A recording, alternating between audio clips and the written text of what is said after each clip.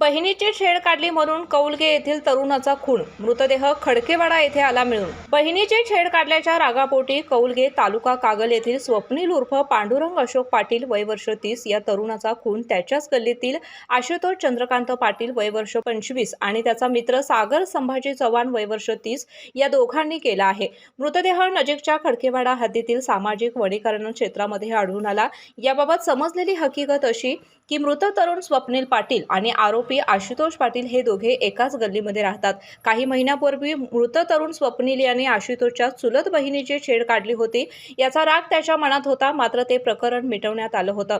यानंतर दोघांमध्ये पूर्वीपासून मैत्री असल्याने दोघे खडकेवाडा हद्दीमध्ये असणाऱ्या वनीकरणामध्ये दारू पिण्यासाठी गेले होते।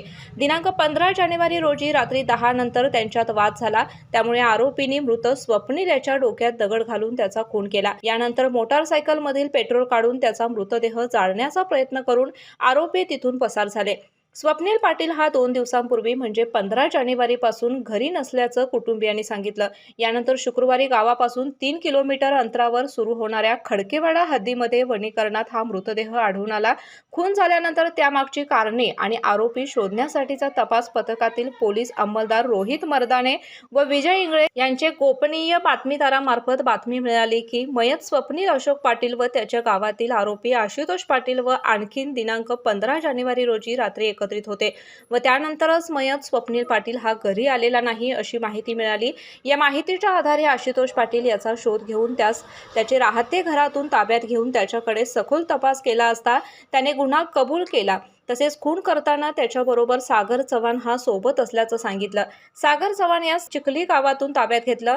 मुरगुड पोलिसांनी स्थानिक गुन्हे अन्वेषण विभागाने आरोपींना त्यांच्या घरातून ताब्यात घेतले। घटनास्थळी अप्पर पोलीस अधीक्षक जयश्री देसाई आणि माजी उपविभागीय पोलीस अधिकारी करवीर विभाग श्री सुजित कुमार क्षीरसागर यांनी भेट देऊन माहिती घेतली। त्याचबरोबर मुरगुड पोलीस स्टेशनचे एपीआय शिवाजी करे हे या प्रकरणाचा अधिक तपास करत आहेत।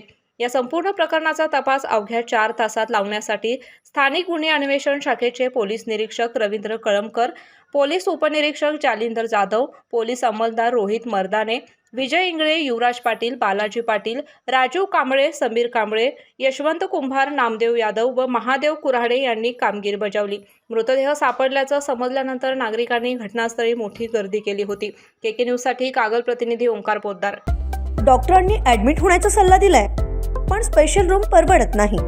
मग टेन्शन घेऊ नका।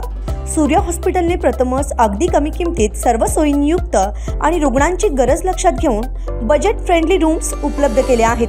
कॅशलेस सुविधांसह खिशाला परवडणाऱ्या किमतीत budget friendly economic special room. पत्ता कोंडावळ चौक, लक्ष्मीपुरी, कोल्हापूर। संपर्क 9822 63 54 69।